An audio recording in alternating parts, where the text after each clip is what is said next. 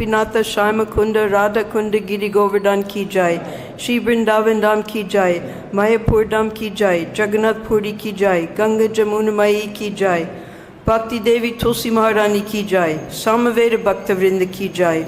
All glories to the assembled devotees. All glories to the assembled devotees. All glories to the assembled devotees. All glories to Shri Shri Guru and Gauranga. All glories to Srila Prabhupada.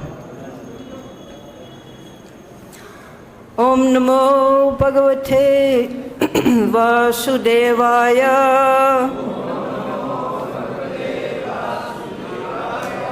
Om Namo Bhagavate Vasudevaya.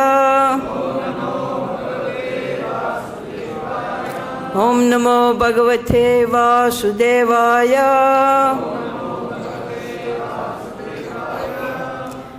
Today we're reading from Srimad Bhagavatam, Canto 10, Chapter 80, entitled Sudama Visits Lord Krishna, texts 39, 40, and 41.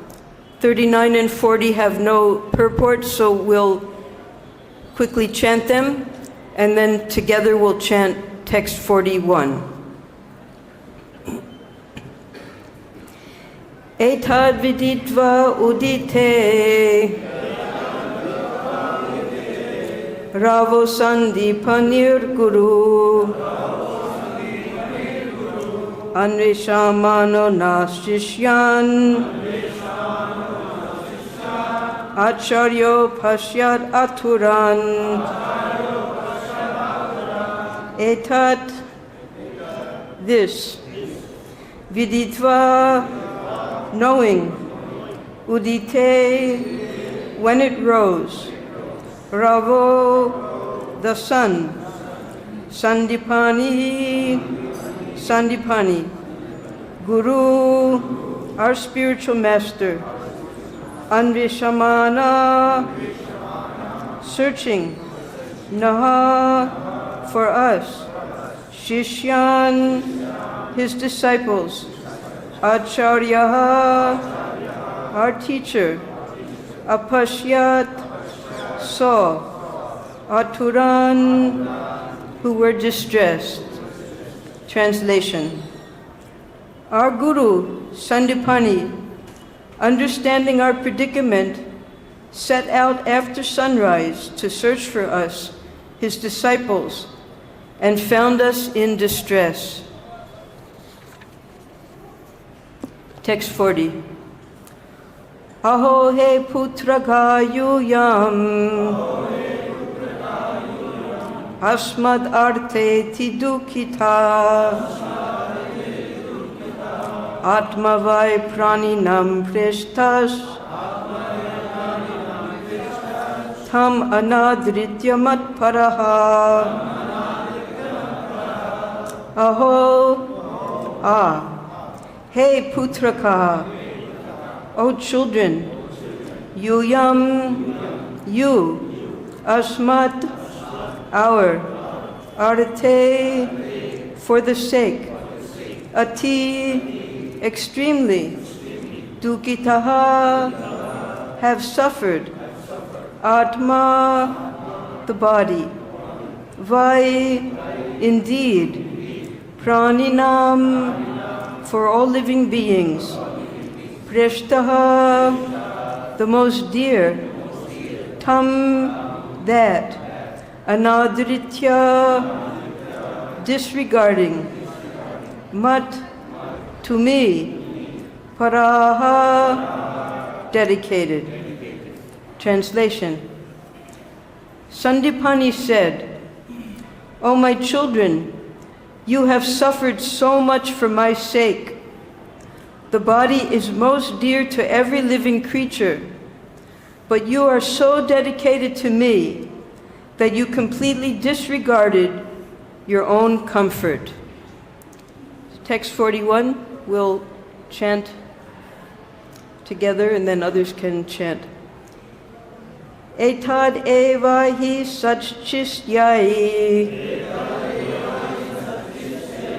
kartavyam guru nishkritam, yadvai vishuddha bhavena sarv arthatmarpanam guruḥ etad eva hi śiṣyān kartavyam guru nishkritam yadvai vishuddha bhavena sarv arthatma param panam guruḥ etad eva hi śiṣyān kartavyam guru nishkritam yadvai vishuddha bhavena sarv arthatmarpanam guruḥ.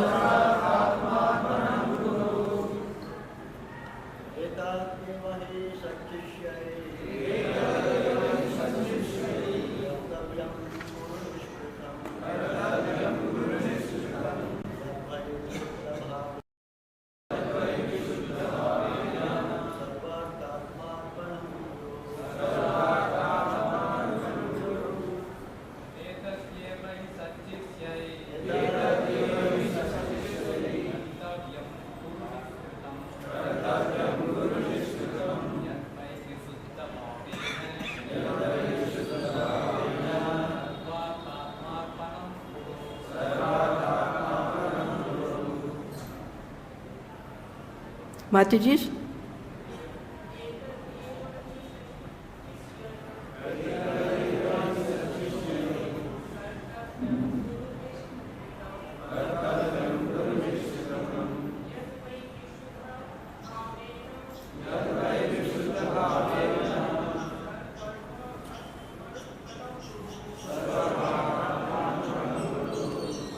Etad, this, eva, alone, he, certainly, sat, true, śiṣyān, by disciples, kartavyam, to be done, guru, to the spiritual master, nishkritam, repayment of one's debt, yat, which, vai, indeed, vishuddha, completely pure, bhavena, with an attitude, sarva, of all, artha, assets, ātmā, and one's body, arpanam, the offering, guruḥ, to one's spiritual master. Translation. This indeed is the duty of all true disciples, to repay the debt to their spiritual master by offering him with pure hearts their wealth and even their very lives. We can repeat together. This indeed is the duty of all true disciples, to repay the debt to their spiritual master by offering him with pure hearts their wealth and even their very lives. Purport. One engages one's body to realize one's purposes. The body is also the basis of the material conception of I, while one's fortune is the basis of the conception of mine. Thus, by offering everything to the spiritual master, one realizes oneself to be an eternal servant of the Lord. The spiritual master does not exploit the disciple, but rather engages him fully in Krishna consciousness for the disciple's eternal benefit. Om Ajnana Timrandasya Gyananjana Salakaya Chakshurunmilitam jena tasmai Shri Gurave Namaha.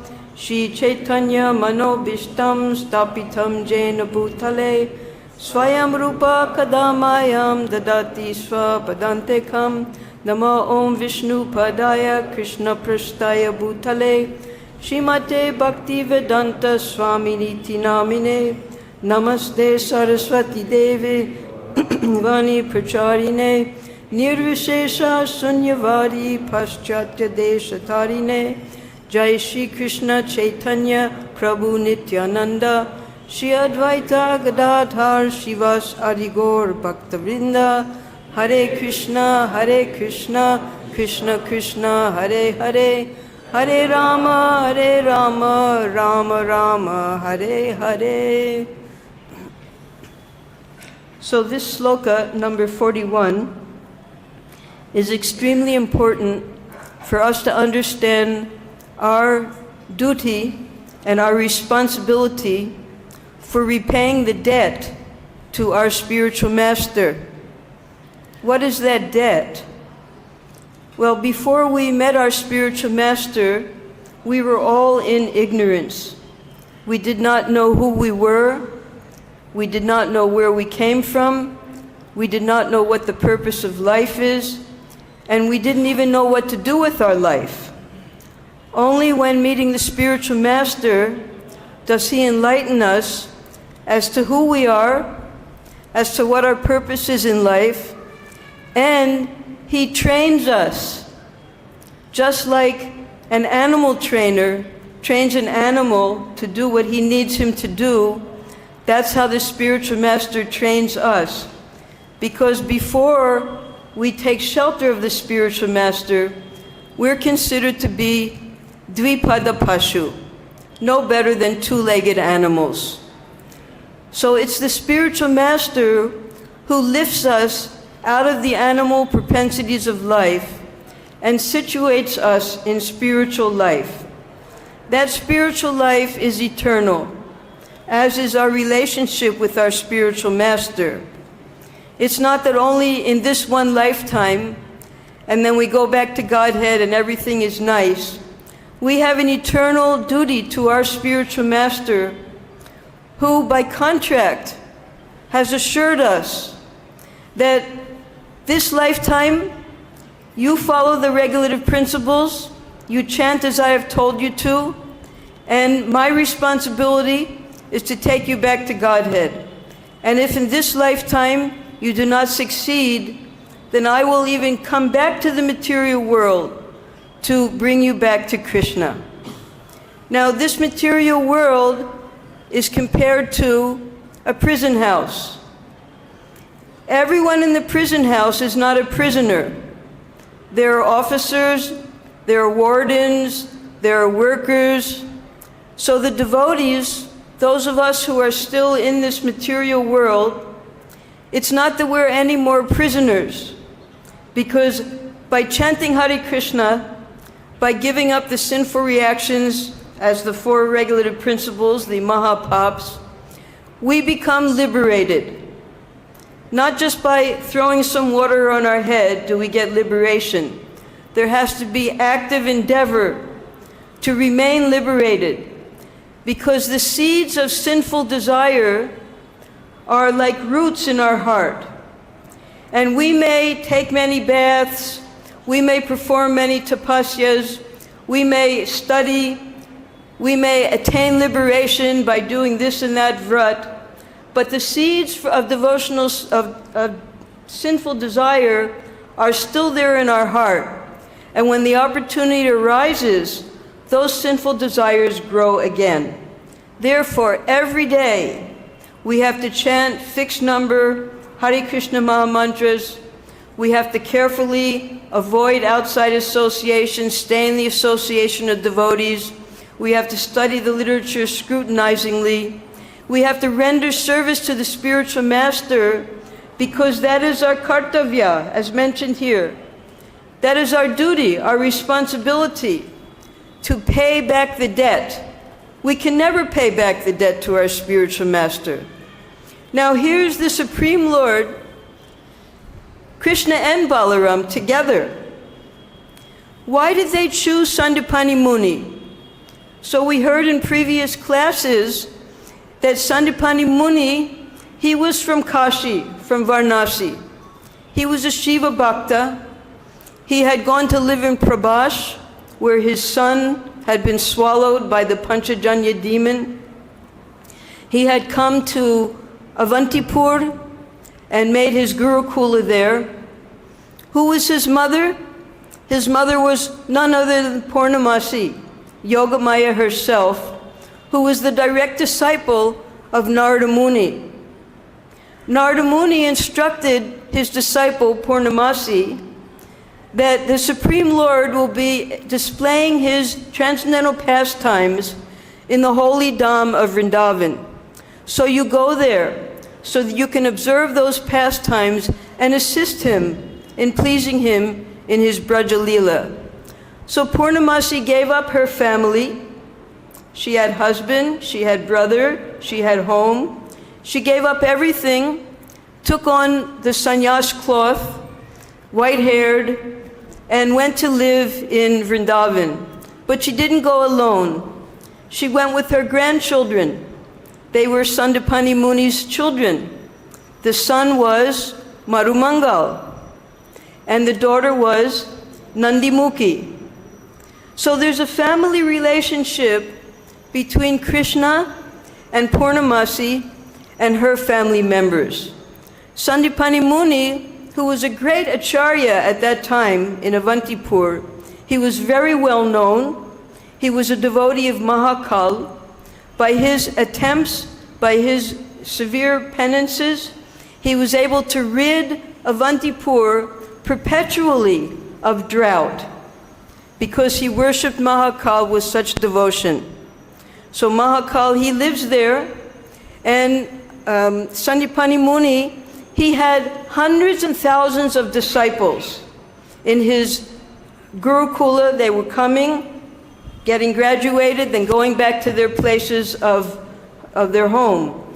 So at this time, after Krishna and Balaram went to Mathura, and they were given their second initiation by Gargamuni, normally after second initiation, when we become qualified to approach the Supreme Lord, then we have to get extra training.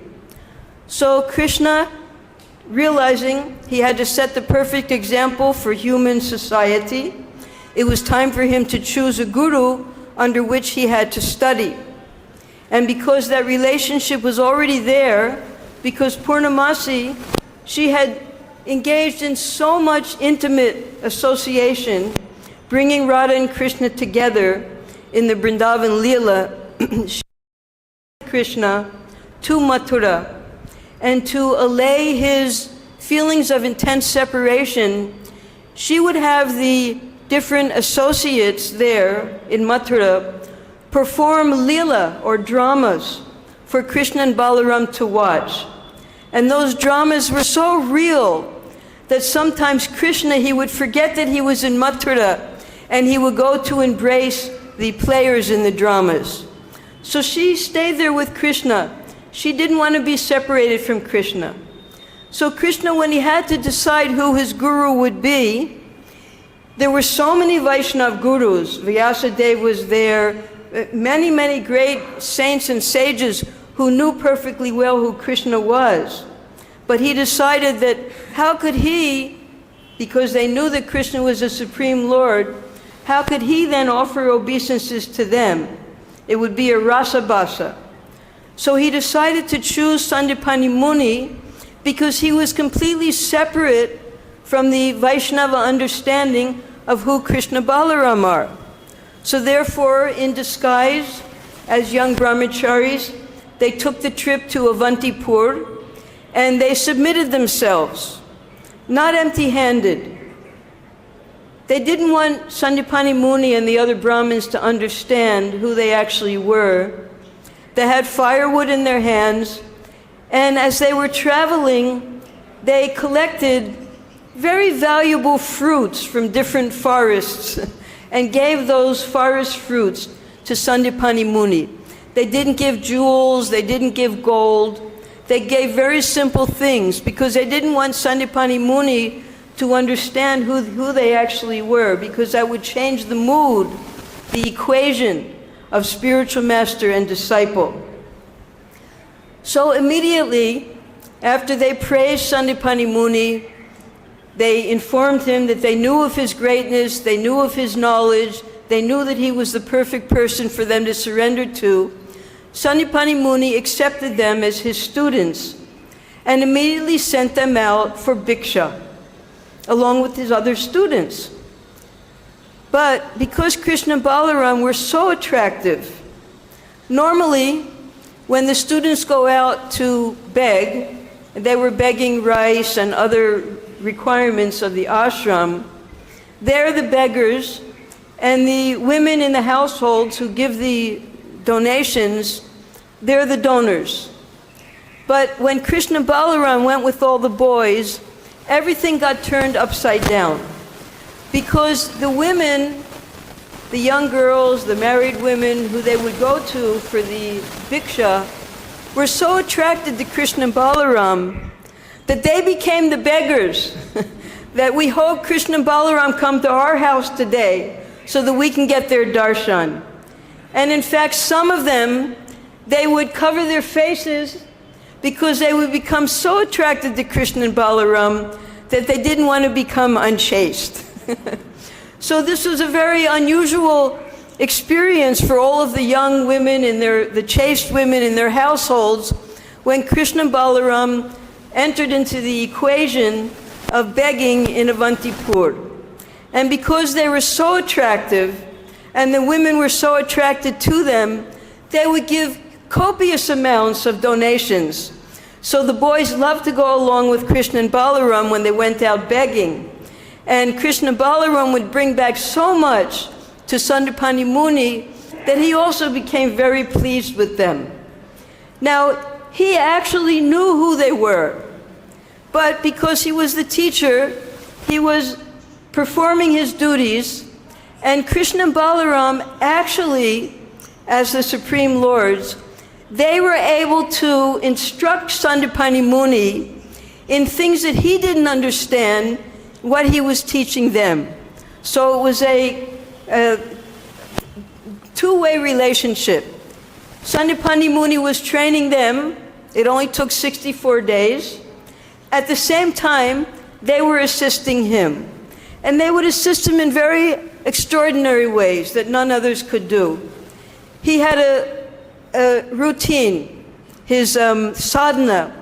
He would have to walk very far to bathe in the Gomati River. That was his sadhana, just like some of us will go every day to the Jamuna to bathe. So Krishna, seeing that his spiritual master would have to walk so many kilometers every day, Krishna arranged that a kunj be made right in the ashram, the Gomati kunj, so that that water would be brought right there. He wouldn't have to go out of the ashram to do his bathing. So as Krishna and Balaram were learning, because they also had their classmates, and we described previously the different Sudamas in Krishna's pastimes, Sudama the Mali, and Sudama, his very dear friend in Braja. And now, because of the name Sudama, Krishna became very attached to Sudama Sharma, who was also called Sudama Vipra later, after he graduated. So his name was Sudama Sharma, and they were the same age, so they were very happily playing together and studying together. And as we've heard day after day, it was winter time, an unseasonal storm came, and Sāndīpani Muni had gone out of the ashram for other work, and the Guru Mata, seeing that the storm was coming, she didn't have enough wood, she asked all of the boys in general, I need you to go and get wood, otherwise I won't have any wood for cooking tonight and for the yagyas in the morning. So the boys were reluctant because they saw the clouds in the sky and they knew that it was going to start raining. It was already afternoon. But Krishna and Balaram immediately went out, and along with them some of the boys, including Sudama. So they went to a very special forest where the best wood is. They were collecting wood in their arms, and then the storm broke. And the storm was so violent, it was compared to samvartaka. That's how strong the water was as it rose up. They couldn't find their way out of the forest, so they had to spend the whole night in the forest. When Sāndīpani Muni came back to the ashram, and he heard that some of the boys were missing, he castigated his wife. Why have you sent these innocent, tender boys out when you knew there was a storm coming? He couldn't go out himself because the storm was raging. So first thing in the morning, before he did any of his own duties, he went to look for the boys. And he took a group of boys with him. So the boys were running ahead, and they went into the forest. They found Krishna and Balaram and Sudama. And Krishna, Balaram, and Sudama were telling the boys about what happened, and they were joking with the boys. And meanwhile, Sāndīpani Muni arrived. And Sāndīpani Muni, he was so grateful that the boys were not harmed. He spoke these slokas, and he praised them, that you have given up the concept of I and mine. I means I have my purpose in life, whether it's sense gratification, whatever it is, and mine means whatever I have, I'm going to use for my purpose in life. But you voluntarily gave up those two conceptions of I and mine, and for the purpose of serving your Guru Maharaj, you practically sacrificed your life. You could have died here, but out of devotion, you took that risk, and therefore, I have come now to bring you back to the ashram. And he blessed them at that time. We'll go on in the next slokas, we'll hear about that blessing. So now, in the context of these slokas, it's not that this was happening at this time. Krishna and Sudama were sitting on the bed of Rukmini in Dwarka, face to face, holding each other's hands, grasping each other's hands, remembering this time. Sudama, do you remember? Do you remember when Sāndīpani Muni came and saved us from the storm and he blessed us? So this sloka, this indeed is the duty of all true disciples, to repay the debt to their spiritual master by offering him with pure hearts their wealth and even their very lives.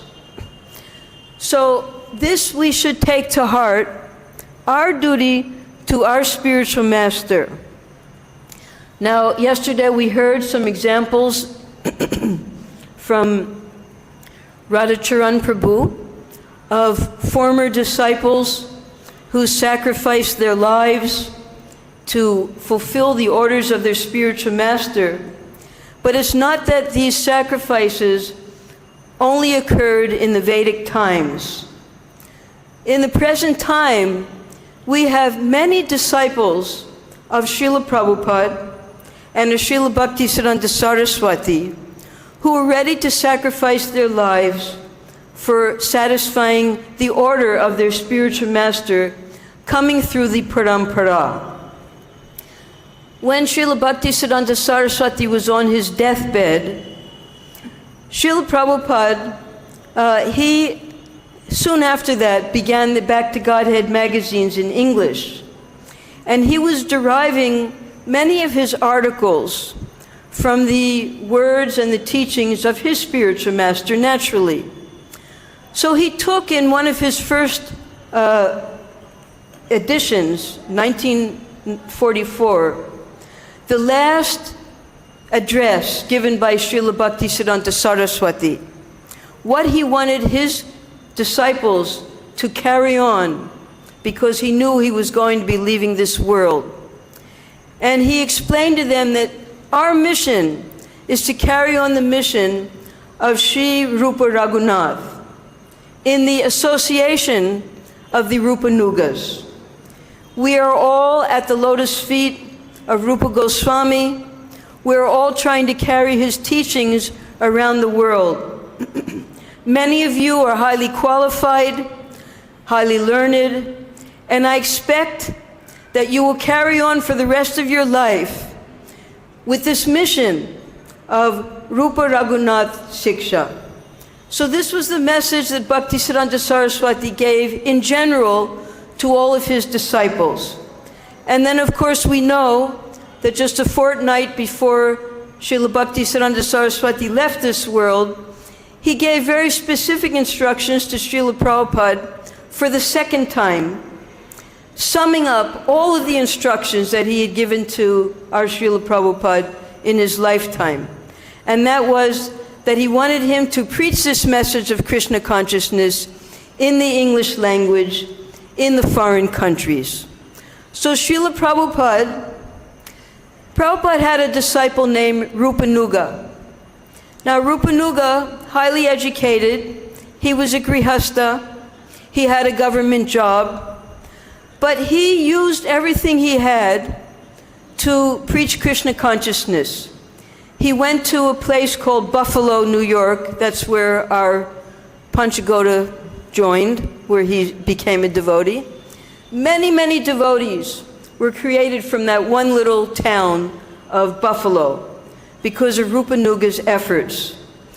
So Prabhupada, he praised Rupanuga through letters, by visiting Buffalo, and he said that you are the ideal example of a grihasta disciple. Grihasta can also be a tridandi sannyasi, according to the definition given by Krishna in the Bhagavad Gita, when you use your body, your mind, and your words, all in the service of Krishna and the spiritual master. And he was explaining about his own life, Prabhupada's life, that I could not have such an ideal grihasta life because my family was not cooperative. Therefore, I had to leave them, and against my will, I had to take sannyas. But you, along with your wife, and along with your little son, Ekendra, you are the ideal grihastas, because you have made everyone into your children. You are making so many devotees, training them, and therefore you are as good as a sannyasi. So Prabhupada would point out to his disciples to encourage them in how they were pleasing him by their service. For instance, we've all heard of Hayagriva. Now Hayagriva was the first one who met Prabhupada on the street, and he asked him, are you from India? And are you from India? Like that, they had a conversation. Hayagriva brought his friends. Hayagriva was an English professor in a university. So, but he had big beard and long hair, and it took him a long time to finally decide that he didn't need that big hair and long beard anymore. So when finally he shaved off his beard and his hair, Prabhupada celebrated. He said, I've forgotten the address of your mother, but I want to tell her that you've finally done this, and I'm sure that because you've gotten rid of all this extra hair, you now look 10 years younger.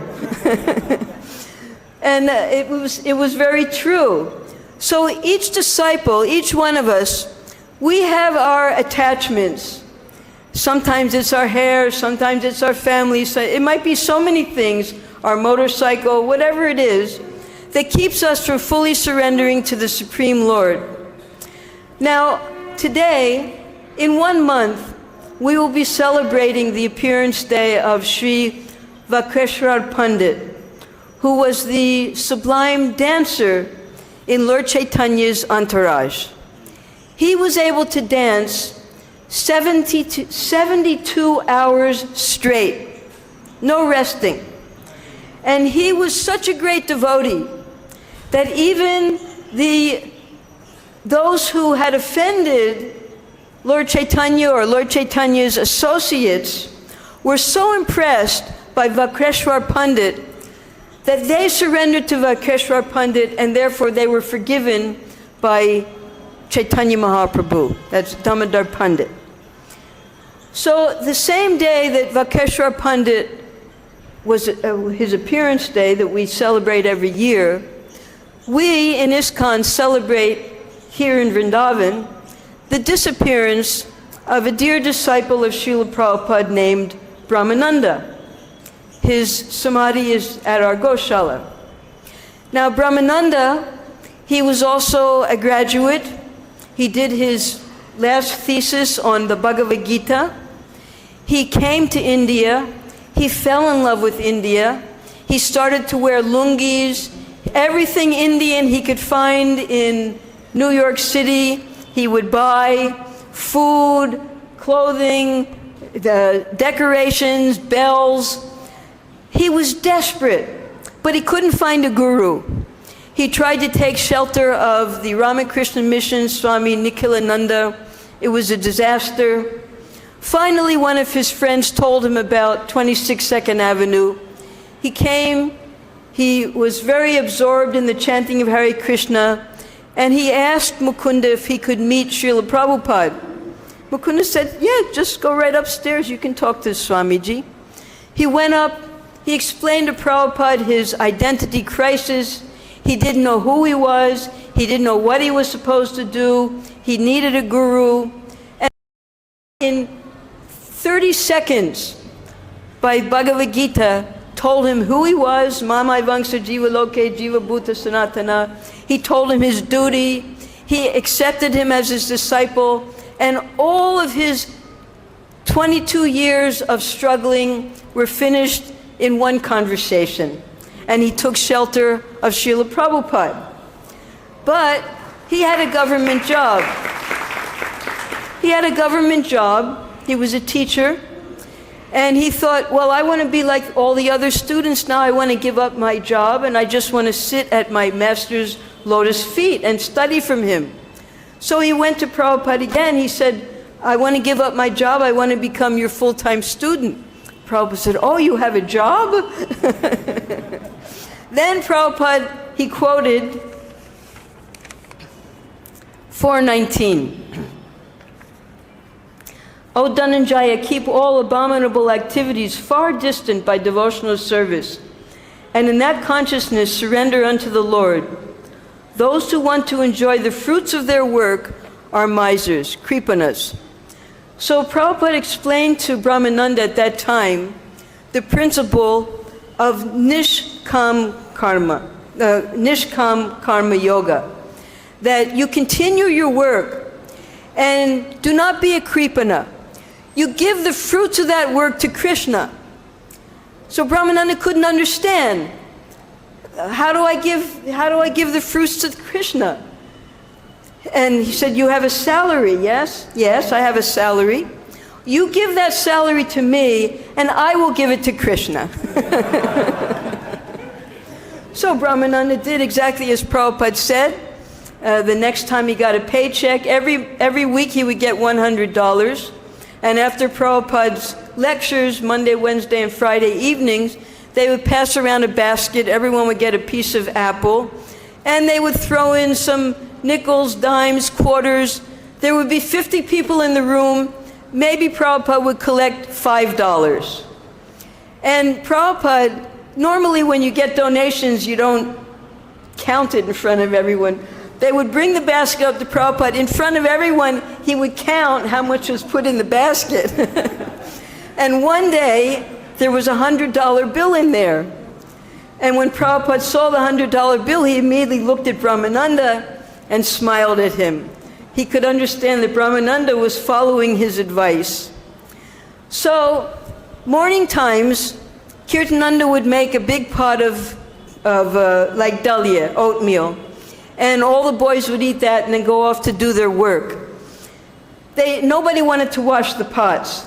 They tried to make a system that each day one person would wash the pots. Prabhupada, he volunteered for Thursdays because nobody wanted to do any of the days. He said, well, I will do one day.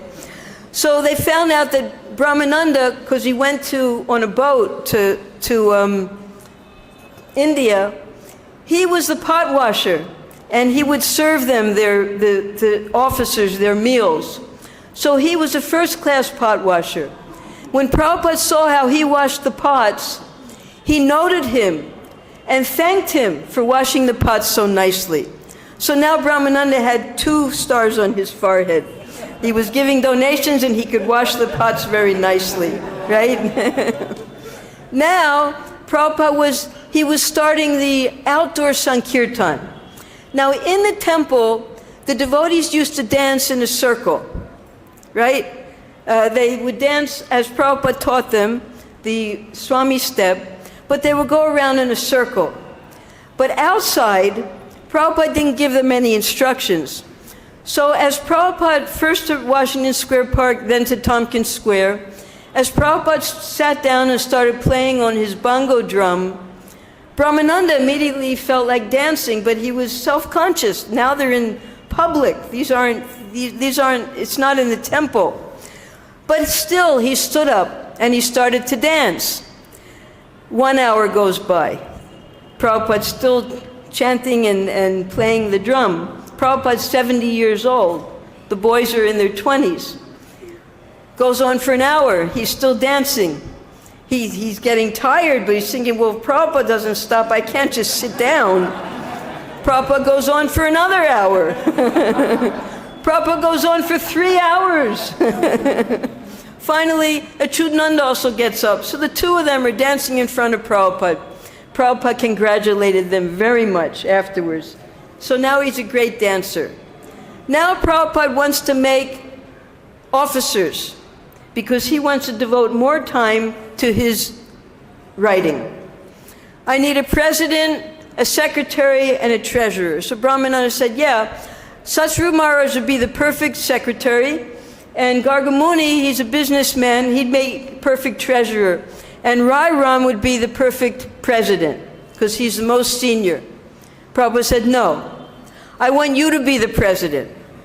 Now, we talk about senior devotees and junior devotees. Well, in those days, the first initiation was on Janmashtami. 11 devotees got initiated. And then 15 days later, Brahmananda, Kirtananda, Satsvarupa, and Achyutananda got initiated. There was a 15-day gap. Now, Brahmananda felt unqualified because he had so many senior disciples he was a junior disciple, only 15 days younger than his senior godbrothers. So he felt unqualified. So still Prabhupada insisted. So then he had to take care of, he would go come back at 4 o'clock, he would pick up Prabhupada's mail, the correspondence, read it to Prabhupada, take dictations, and then after discussing all the administrative problems, Prabhupada would say, all right, now go take prasadam. And Kirtananda had saved him a plate every day. So some days Prabhupada didn't tell him to go take prasadam, and he didn't know what to do. And Prabhupada noticed it. So that was another great thing, because this is the way the disciples should behave. Unless the spiritual master orders you, now it's time to take prasadam, you starve. So then Prabhupada noted that and then he sent him to take prasadam. So one by one, he was learning how to please his spiritual master. Now came when Prabhupada decided to expand beyond New York. He went to San Francisco. Brahmananda had to run the whole temple by himself as the president. He started giving lectures. He started leading the kirtans at Tompkins Square Park. And he was corresponding back and forth as the president to Srila Prabhupada, many, many letters. Then Prabhupada came back and he had a stroke. He had a stroke because he wrote to Sumati Murarji that I have been working non-stop now for 2 years. All this labor has broken me. So Prabhupada really, he had just worked himself to the point where he had a stroke. Brahmananda got the doctor, took him to the hospital, took him out of the hospital, found a place for him to recover. Everything, Brahmananda carried Prabhupada wherever he went, in the sense that everything he was arranging for Prabhupada. Then Prabhupada wanted to start the press. So he put Brahmananda in charge of the press. At that time he was called Big B. because he had to go between New York and Boston constantly, running the New York Temple and running the printing press in Boston. So they printed books in Boston, Ishopanishad, and one chapter of the second canto. One by one, the books were getting printed there by the devotees. They did all the work, and Brahmananda had to oversee it. Now Brahmananda got a donation of insurance money, $5,000. He gave that to Prabhupada, and Prabhupada ordered him to print the teachings of Lord Chaitanya. Now that was going to be a thick book, and the devotees didn't feel capable to do that. So one devotee knew about printing in Japan. So Brahmananda had that book printed in Japan for Prabhupada. He would go all the way up to where Prabhupada was getting his immigration status in Montreal, bring the proofs, the galley proofs for Prabhupada to approve of the Bhagavad Gita and the teachings of Lord Chaitanya before they got printed. Brahmananda also got the Bhagavad Gita printed for Prabhupada. So Prabhupada was taking Brahmananda to be a very important disciple who was carrying out his instructions. But sometimes we'll see that when a disciple gets too much responsibility, they feel that they are the doers. They forget that all of their abilities are coming from their spiritual master. So Prabhupada, when he went to open the temple in Los Angeles, he detected that there was a poison entering into the society. And that was that some of the disciples felt that they didn't even need Prabhupada's instruction anymore, that they were able to manage without him. And he saw one example, that the huge Rath Yatra in Golden Gate Park in San Francisco, now Prabhupada would always sit on the cart, but there were it was a Muslim Black Panther organization, some American terrorists. They had sent a message that they were going to assassinate Prabhupada at the Rath Yatra. So the devotees did not allow Prabhupada to sit on the Rath cart. They said, Prabhupada, we're afraid they're going to assassinate you, so please don't sit on the cart. But they went and sat on the cart. So then Prabhupada, he saw that they had become too puffed up.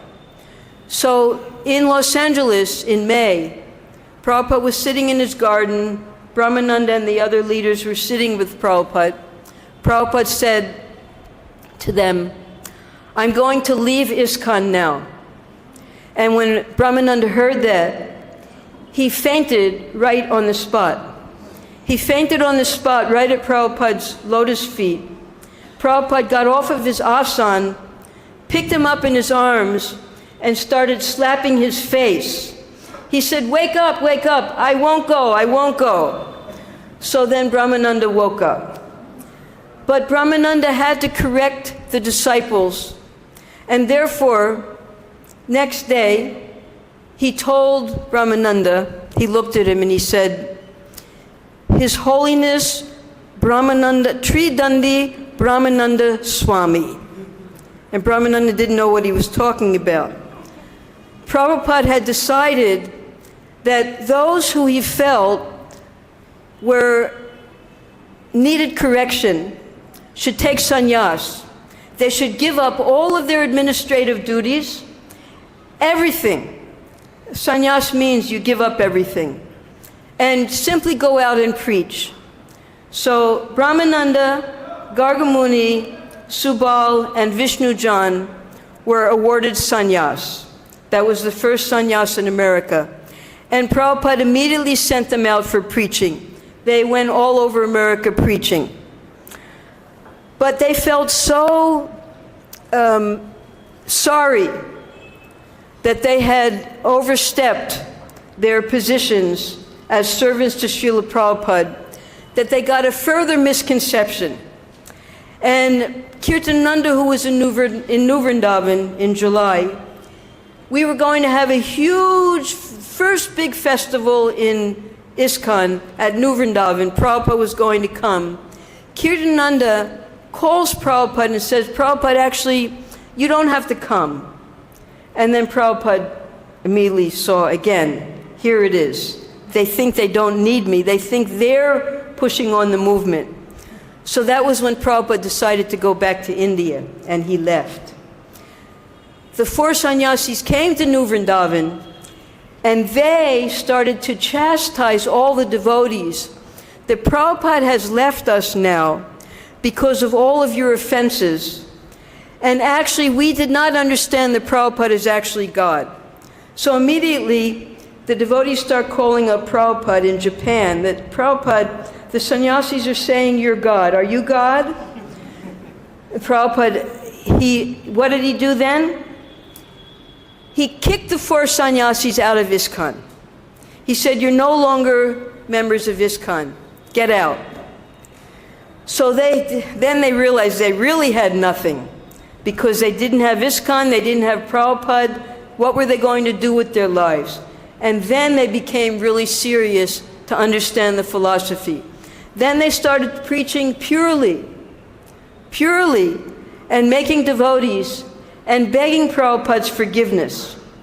So Prabhupada, understanding that they had now been corrected, wanted to give them assignments to prove their dedication. So Prabhupada by that time had come to India. Prabhupada had gotten a challenge in Bombay. They were having the big festival in Bombay. 30,000 people came. And one Indian gentleman stood up and he said, you are preaching to us Hindus. We already know about Krishna. We know what you're teaching us. I challenge you, why don't you go to the Muslim countries and make the Muslims into Hindus? So Prabhupada took that challenge very seriously.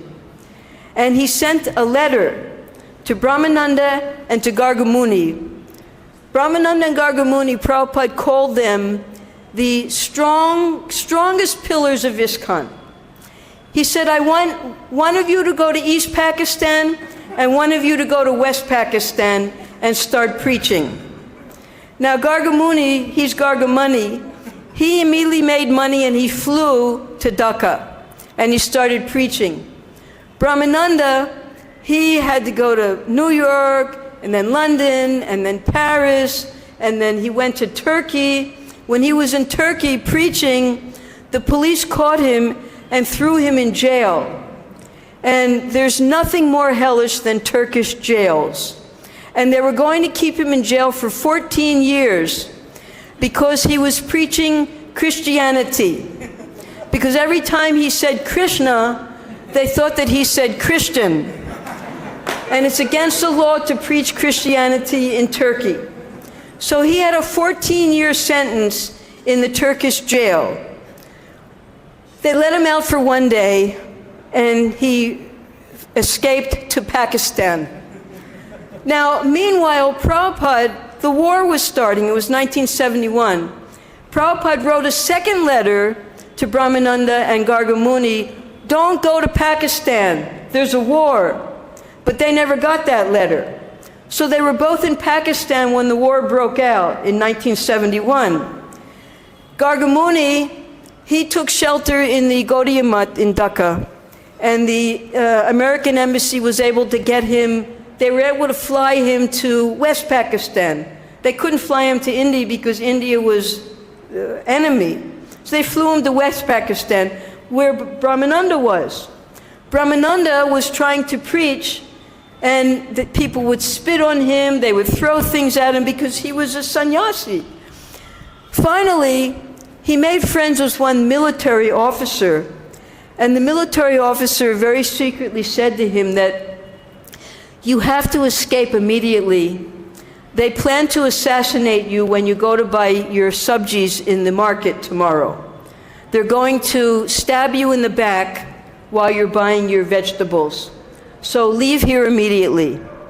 So Brahmananda, he had heard the Gargamuni, people were telling person dressed like you. He couldn't find Gargamuni, so he was in there's Karachi and there's Lahore. He went to Karachi. He wrote to Prabhupada, what should he do? Prabhupada said, come immediately to Bombay. So when he got to Bombay, there had been newspaper articles sent from Pakistan to India that 4 Hare Krishna devotees had been murdered in Pakistan. So Prabhupada thought that his disciples were all killed.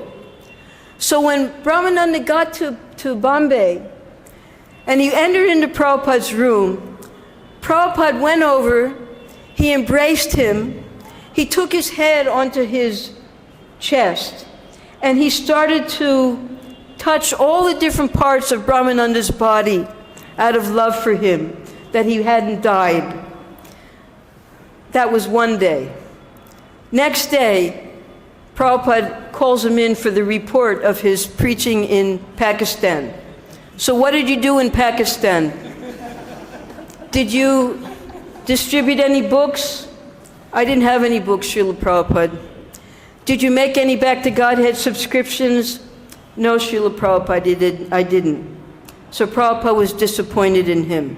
Prabhupada was disappointed because according to Krishna consciousness, you make devotees, you open temples, and you distribute books. He said, now, we have devotees on all the continents except for one continent. I want you to be my emissary. You go to Africa, and you make Krishna consciousness in Africa. So for 7 years, Brahmananda was preaching in Africa, and Prabhupada would come there, and Brahmananda started preaching. At the end, when Srila Prabhupada was here on his deathbed, he called Brahmananda, whispered into his ear 3 things. He said, in Africa, I want you to go to the interior. I want you to always stay with Navayogendra because he's a Paka Brahmin. And in South Africa, I want that the Indians, the Africans, and the Europeans should all dance together. So those are the last instructions that Brahmananda got. Now, Brahmananda, when Prabhupada had to be carried from Bombay, he had to come on the train because it was rainy season. It would take 8 hours to get from Delhi to Vrindavan because the road was all broken. So Brahmananda had to carry Prabhupada onto the train, put him on the bed, and then carry Prabhupada off of the train, bring him to his bed here. And Brahmananda realized at that time that his whole life, he was very big, very powerful, very athletic, and very intimate with Srila Prabhupada. He said that because of all of those qualifications, it was he who was able to carry Prabhupada when he was sick. And finally, when we had the installation of the Murti of Prabhupada here, the Abhishek was done here, where Prabhupada sits at Guru Puja time now. And all the devotees were bathing Prabhupada. They didn't realize how heavy the Murti was. It was the weight of a car. And there were 10 devotees who tried to pick up the Murti, and they were struggling. It was like the Mandara mountain with the demigods and the demons. So Brahmananda, seeing the situation, what he did was, they just had to go from here to the Samadhi. Brahmananda went under the Murti of Srila Prabhupada and actually carried him. Nobody knew he was under there. They couldn't understand. Suddenly the Murti was moving quickly. It was because Brahmananda had gone under the Murti and was moving the Murti to the Samadhi. So throughout Brahmananda's life, this was the type of surrender of only one disciple. I have pages and pages of other disciples. Time is over. But we can see that when we get the mercy of the spiritual master, if we take that seriously, we can become the instrument of our spiritual master so that everything he wants us to do, even the most impossible things, become possible by the mercy of the spiritual master. And there we have in the coming slokas how by the blessings of Sāndīpani Muni, all the words of Sri Krishna to this day are still taken as ever fresh. And that's why we still study Bhagavad Gita. That's why we still study everything about Sri Krishna. Why? Aside from being the Supreme Personality of Godhead, he got the blessings of his spiritual master. All right? So, any questions?